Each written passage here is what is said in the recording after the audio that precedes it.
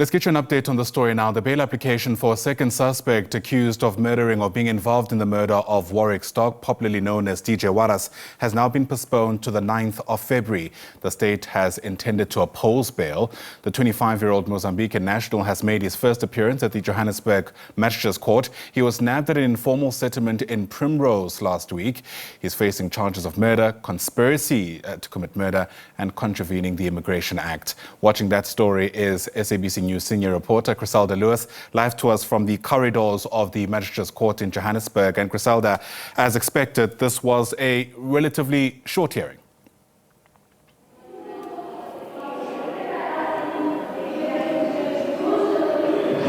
Well, Ayanda, I'm struggling to hear you there, but indeed this morning, the man who's believed to have pulled the trigger that killed popular DJ Warrick Stock, who was popularly known as DJ Warras, appeared in court this morning. 25-year-old Armindo Joaquim Pakula, who is from Mozambique. The matter was postponed today. It was expected, of course, to be a very brief appearance.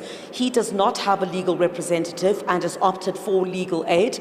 And essentially, the investigators still need to verify his address as well as his status in the country. I do understand that he has a Mozambican passport with him, or that is now in the possession of the law enforcement agencies. But he made a very brief appearance inside court this morning. And recall, Ayanda, when I spoke to you a little bit earlier on, remember initially the description that was given of the alleged shooter by police was a man who spotted dreadlocks. I did say to you that my sources did tell me that the man that was arrested did not have dreadlocks, but SABC News also understands that when police made that arrest over the weekend, there were dreadlocks that were found inside his shack, as well as a paper bag.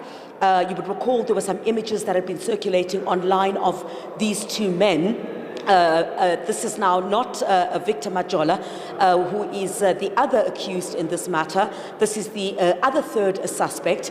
That you'd seen a paper bag that they were carrying, which was believed to have concealed the gun that was used in this murder. So it's believed that while this 25-year-old man, Armindo Joaquim Pakula, who's believed to have been the trigger man, did not spot any dreadlocks inside court this morning. We do understand that police did confiscate some dreadlocks seemingly cut off, and the paper bag which was allegedly used to conceal the gun, which we saw off some of the footage that had been circulating online. So that brief appearance, of course, he's facing charges of conspiracy to commit murder, as well as contravening the Immigration Act. Those are the charges that he is facing.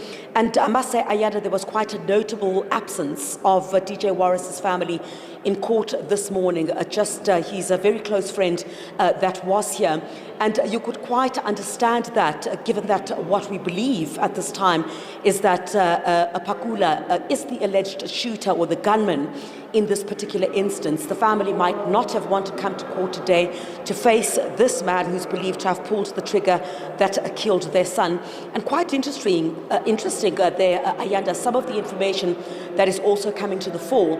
SABC News also understands that for this entire hit, about 25,000 was put on the table for this entire hit for DJ Warras' life. And it's believed at this stage, it's alleged at this stage, that the gunman who we believe, or is believed to have appeared in court this morning, the alleged triggerman, was paid 7,000 rand. So at this particular stage, details that we do understand is that, of course, this is what the state might also be focusing on in the next couple of appearances, because there seems to have been a confession that was made.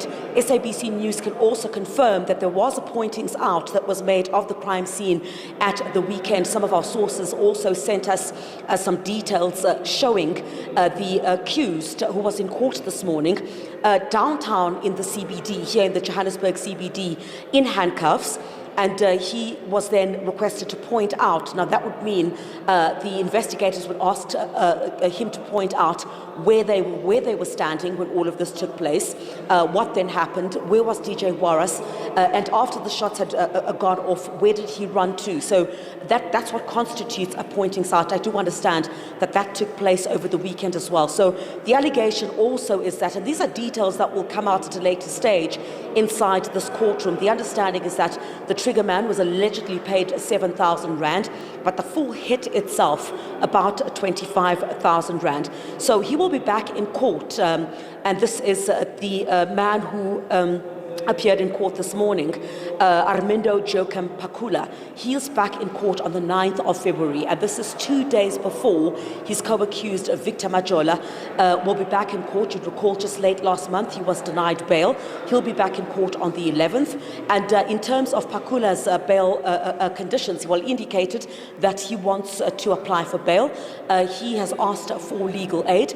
Whether that bail application will go ahead on the 9th still remains to be seen, because the police, of course, would need to verify his particulars, including his address, and also verify his status in the country. Because what I do know is that police seem to have in possession his Mozambican passport. I'm not sure what else they have in their possession, but given the fact that he's also been charged with contravening the Immigration Act, I would suspect that the state does believe that he is illegally in the country. So essentially, those are the details that we have at this stage. All right, Chriselda Lewis, live to us from the Johannesburg Magistrates Court. For now, thanks very much indeed.